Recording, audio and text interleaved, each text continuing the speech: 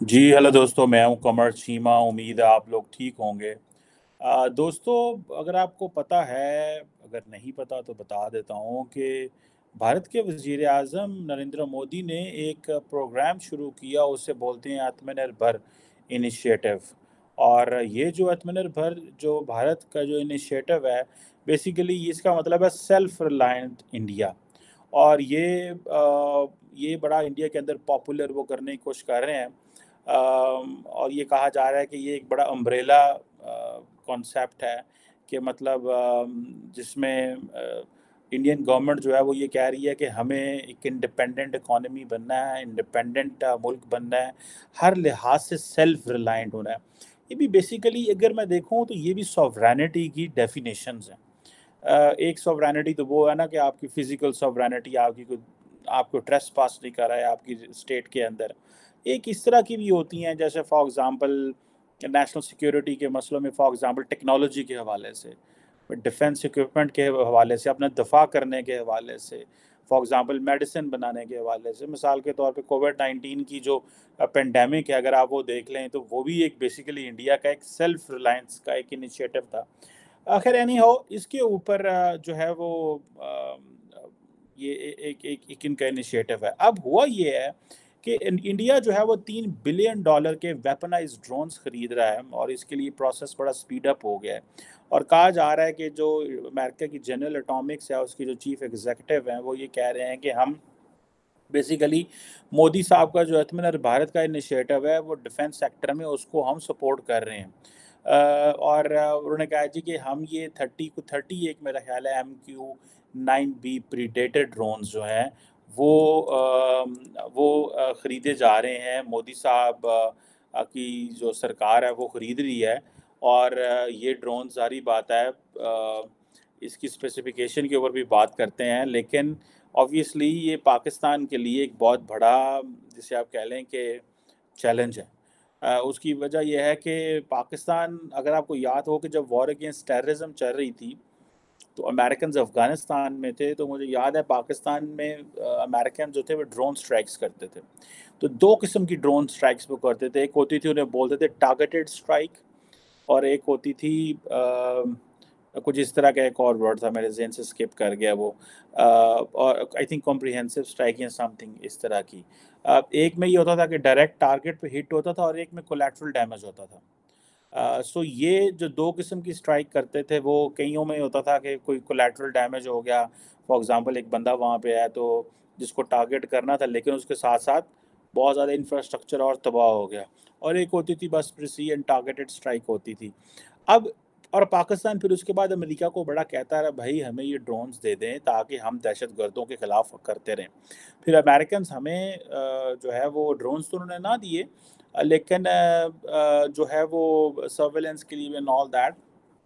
लेकिन उन्होंने ये कहा किया कि जो हमारे दहशतगर्द जो पाकिस्तान पे हमले करते थे, एक तो थे ना वो दहशतगर्द जो अमेरिकन इंटरेस्ट और अफ़गानिस्तान पे हमले कर रहे थे, और कुछ दहशतगर्द थे जो पाकिस्तान के इंटरेस्ट को के खिलाफ काम करते थे। तो उन्होंने फिर उनको भी टारगेट करना शुरू कर दिया, और इनिशियली तो इस पे फिर वो पाकिस्तान के फ़ॉरेन ऑफ़िस को बताते थे कि हम किस-किस जगह मारने लगे हमले इनसाइड पाकिस्तान, क्योंकि ये बड़ा सिक्योरिटी और फ़ॉरेन पॉलिसी इश्यू बन गया था। एंड देन फिर उसके बाद फिर उन्होंने बताना छोड़ दिया, क्योंकि एक दफ़ा अमेरिका ने पाकिस्तान के कुछ फ़ौजी जो हैं वो शहीद कर दिए थे। एक सलाला चेक पोस्ट पे उनके आगे फाइटर और यानी हेलीकॉप्टर ने हमले कर दिए। काफ़ी ज़्यादा मुझे आज भी डेट याद है, 11 नवंबर जो थी वो समथिंग इस तरह की डेट थी। अक्टूबर का महीना था और 2011 समथिंग लाइक दिस मेरा ख़्याल है। तो ख़ैर एनी हाउ,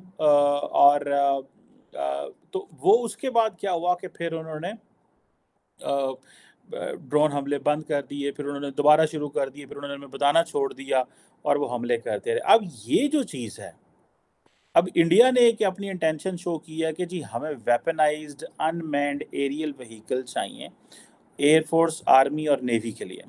और इसी से वो समझते हैं कि हमारी सर्विलेंस जो है वो बूस्ट हो सकती है, और वो कह रहे हैं हमें लाइन ऑफ एक्चुअल कंट्रोल पे चाहिए। लेकिन क्या ड्रोन ਦਾ कोई ड्रोन ते लिखा तो नहीं होना कि ड्रोन जो है लाइन ऑफ एक्चुअल कंट्रोल पे चलना है। ड्रोन एलओसी पे भी चलेगा, ड्रोन हमारी इंटरनेशनल बॉर्डर पे भी चलेगा, तो ये तो फिर हमारी तो इंडिया के साथ मसले ख़राब हो जाएंगे। अभी फॉर एग्ज़ाम्पल इंडियन मिलिट्री जो है वो जिसे वो कहते हैं ना, ये सारी अगर वेपन्स उनको मिल जाता है, तो आप देख लें कि ये किस तरह की चीज़ें हो सकती हैं। इसमें ये देख लें कि इसमें एक तो बड़ा काम, इस प्रोसेस को बड़ा स्पीड अप किया जा रहा है, मोदी साहब जा रहे हैं। और ये जो जितनी भी 2+2 डील्स डिस्कशंस होती रही हैं, उसमें ये डिस्कशन हुई थी पहले, और कहा जा रहा है कि अप्रैल 2022 में ये हुआ है। इससे पहले आपको पता है इंडिया इज़राइल से रेंट पे भी ड्रोन्स ले लिए हैं उसने। और ये जो MQ-9B है, सबसे ज़्यादा जिसे वो कहते हैं ना एडवांस लाइन है, और हर तरह के वेदर में ये परफॉर्म करता है। और इसकी जिसे वो कहते हैं ना फ्लाइट टाइम, और वो सारा बड़ा ज़बरदस्त है। और 3 डिग्री जो है वो ऑपरेट करता है। इसे स्काई गार्डियन मेरा ख़्याल है बोला जाता है, या सी गार्डियन भी इसको बोला जाता है। और ये आप ये इमेजिन कर लें कि ये जो ड्रोन है, अगर इंडिया को ये मिलता है, और जो कि मिल जाना है ज़ाहिर बात है, जो कि तकरीबन कहा जा रहा है कि वो 50,000 फुट की बुलंदी पे ऑपरेट कर सकता है, फ्लाई कर सकता है। 50,000 फुट जहाज़ जो है वो आपको पता है 40,000 फुट पे जाता है, ठीक है? नॉर्मली अगर आप इंटरनेशनल फ्लाई करें तो वो ऊपर लिखा होता है 35,000 38,000 फुट पे जहाज़ जा रहा होता है, तो ये उससे भी ऊपर 10,000 फुट है। ठीक है जी। और कुछ 27 घंटे ये इकट्ठा चल सकता है। $3 अरब इंडिया लगा रहा है। और इसमें से कोई मेरा ख़्याल है 15 एक ड्रोन जो है नेवी के लिए हैं, 8 आर्मी के लिए और 8 एयर फोर्स के लिए।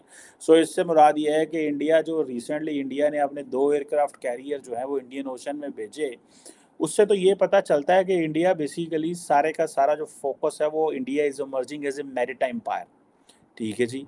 और ये मैं आपको बात बताऊँ, ये जो 22 जून का मोदी साहब का दौरा हो रहा है उसमें ये होगा। पाकिस्तान इस हवाले से एक एक है, हमें ज़ाहिर बात है टेंशन होगी पाकिस्तान के मिलिट्री और डिफेंस सेक्टर में कि भई वेयर डू वी स्टैंड? मैं पहले आपको बताया कि एक वक़्त था कि अमेरिकन्स जब भी कोई चीज़ इंडिया को देते थे, तो पाकिस्तान पूछता था, या पाकिस्तान को मिलती थी तो इंडिया पूछता था, पाया नहीं की करन डए हो? अब क्वेश्चन ये आ गया कि भई हम पूछ ही नहीं सकते हैं, क्योंकि इंडिया और अमेरिका इतना they have a very strategic comprehensive partnership, और कि हम बात ही नहीं कर सकते कि ये क्या हो रहा है। और ये काफ़ी देर से, जैसे मैंने कहा, कि लगे हुए हैं। अब एलएसी के ऊपर वो कह रहे हैं, ये एलएसी के ऊपर नहीं है।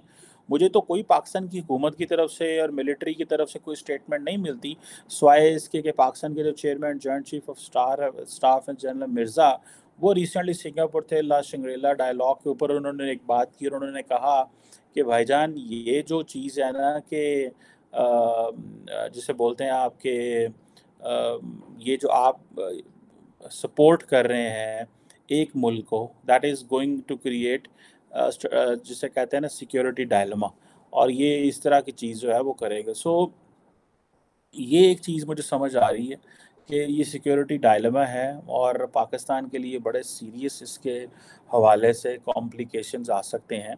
और अब ये, और इससे पहले भी आपको पता है जब जैक सेल्वन आए हुए थे, तो एक डिस्कशन ये हो रही थी कि GE414 इंजन जो है वो एक GE एविएशन है, वो आई थिंक इंडिया में बनाएगा, और ताकि इंडिया के जो घर में वो जो अपने एयरक्राफ्ट वगैरह बनाए तो उनको सपोर्ट करे। और ये जो जैक सेल्वन का दौरा था उसमें ये डिस्कशन हुई।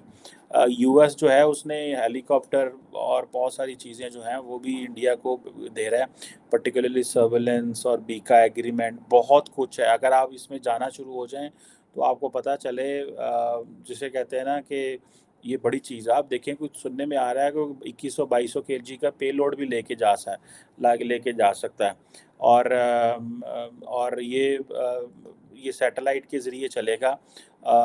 तो अब इसमें हम कहाँ खड़े हुए हैं, ये है क्वेश्चन। हमारी क्या पोजीशन होगी? हम जो है वो इसी तरह क्या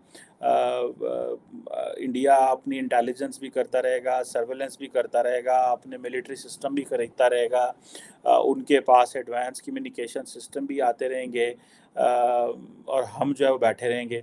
और इसमें ये जो ड्रोन्स हैं इसको ऑलरेडी आप देखें ना, एक वक़्त है कि अमेरिका ये ड्रोन्स और मुल्कों को देता है, लेकिन अभी जापान, बेल्जियम, ग्रेट ब्रिटेन जो है उन्होंने भी ये कर रहे हैं, ड्रोन खरीदे। तो आप इससे इमेजिन, आपको लग जाना चाहिए कि इंडिया के पास जो मिलिट्री हार्डवेयर और सारा कुछ है that is at par with the western world के साथ। और अब मज़े की बात बताऊं, अगर आप किसी इंडियन से बात करें और पूछें कि ये जो आप इतनी मिलिट्री कर रहे हो, ये सारा कुछ कर रहे हो, तो किसके लिए कर रहे हो? तो चाइना के लिए कर रहे हैं। पाकिस्तान का बोला, नहीं नहीं नहीं, पाकिस्तान की तो है ही कोई नहीं। वो नहीं नहीं नहीं, वो तो हमारा तो कोई मसला ही नहीं है। भाई भाई ये कैसे हो सकता है? घर में बात करते हैं टू फ्रंट वॉरफेयर की, जब पाकिस्तानियों से बात करेंगे तो नहीं नहीं, वो तो हम तो पाकिस्तान के लिए तो नहीं है, ये तो चाइना के लिए, 100% पाकिस्तान के लिए, 100% ये पाकिस्तान के लिए है। और ये वही तरी चीज़ है जिस तरह मुशर्रफ ने कहा था कि जब वॉर अगेंस्ट टेररिज्म में जितना वेपन्स और सब कुछ मिला था, तो पाकिस्तान जो है वो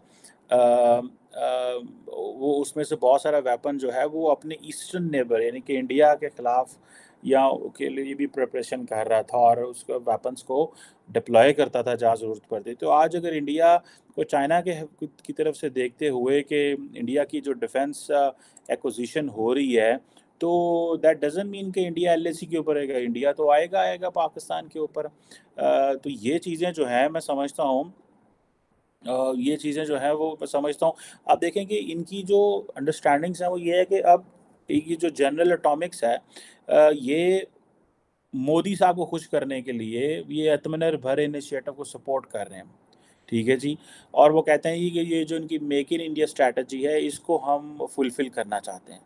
भाई बाहर का मुल्क इंडिया की मेक इन स्ट्रैटेजी क्यों फुलफ़िल करना चाहेगा? ठीक है, $3 बिलियन के पैसा ले रहे हैं, $3 बिलियन जाएगा। आप देखें ये चीज़ें तो हैं, पाकिस्तान ने जब भी अमेरिका जाना है जाके कहना है यार आटा दे दो, गंदम दे दो, फ्लड आ गया, फलां चीज़ हो गई, कंप्यूटर में इधर पैसे दे दो, आईटी में पैसे दे दो, ये कर दो, वो कर दो। वो जनाब हमें कैपेसिटी बिल्डिंग कर दो, 50,000 किस्म के और हम उनको जाके चीज़ें बोलते रहते हैं। वो डिस्कशन ही देखें ना, क्रिटिकल एंड इमर्जिंग टेक्नोलॉजीज़ के ऊपर बात हो रही है। ठीक है, वो कह रहे हैं जी कि we are talking on the next generation AI technologies और ये चीज़ें जो हैं।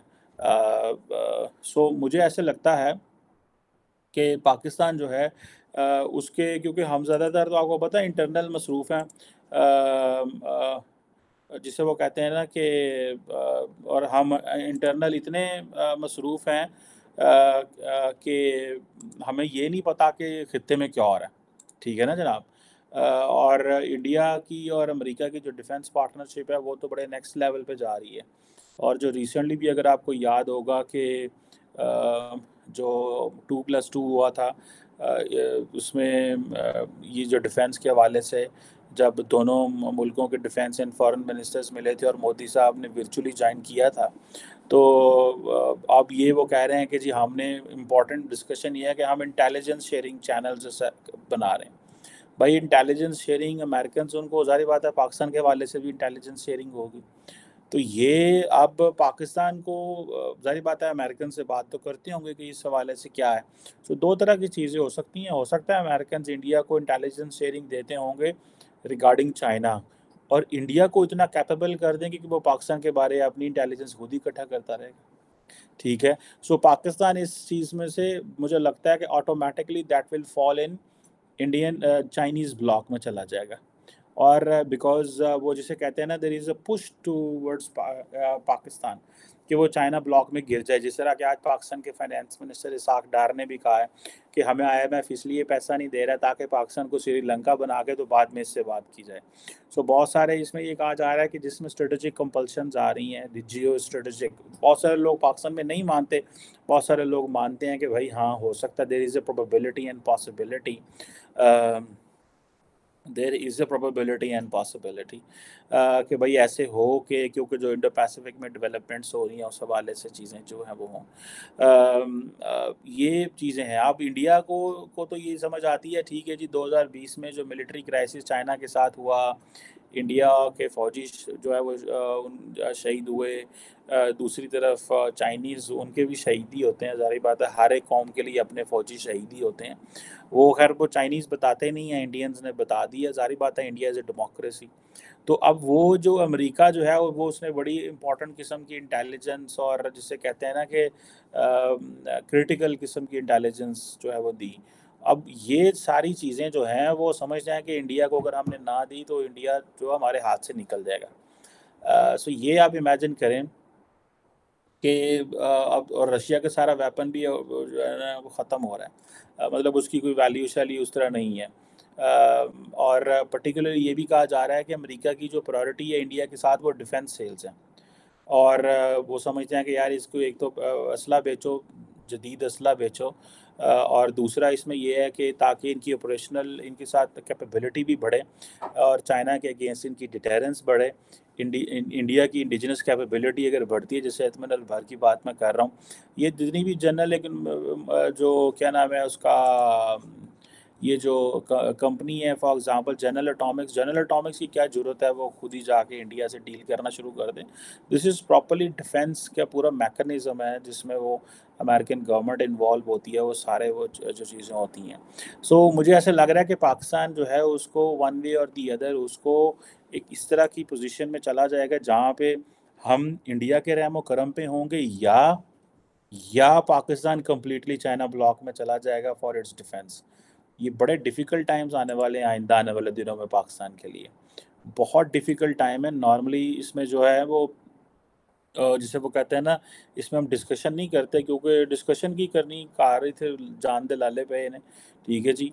और पिछले आप देख लें कि ये 2015-16 ऑनवर्ड इंडिया को तकरीबन रिसेंटली मैं पढ़ रहा था, आई थिंक पता नहीं कितना तो $20 अरब का इन्होंने असला लिया है, ठीक है जी। और 2016 ऑनवर्ड के बाद I can share with you the latest data इसके ऊपर। और $20 अरब का इन्होंने जो लिया और सिर्फ अपनी इंटर ऑपरेबिलिटी को बढ़ाने के लिए, ताकि जो इनकी जो कोऑर्डिनेशन है और जो with all the armed forces वो बढ़ सके, जिसके लिए जो इंडिया के जो फॉर्मर CDS थे, बिपिन रावत साहब बड़ा काम कर रहे थे। आई डोंट नो उसके ऊपर बड़ा शोर मचा के वो नहीं हो रहा, इंटरऑपरेबिलिटी पे काम नहीं हो सका और इस तरह की चीज़ें नहीं हो सकी। बट एनी हाउ ये वो दिस इज़ ऑल जो that is in part of the consideration ये है कि इंडिया की ये चीज़ें हमें ये काम करना है उस हवाले से। सो ये these are really important things. और अभी जो जैक सिल्वन और लॉयड ऑस्टन वगैरह आए हुए थे तो वो भी they have spoken a lot and they have worked a lot. ये सारा टेक्नोलॉजी कोऑपरेशन, सो मोदी साहब का ये जो दौरा है ये सारा डिफेंस एंड सिक्योरिटी के ऊपर है।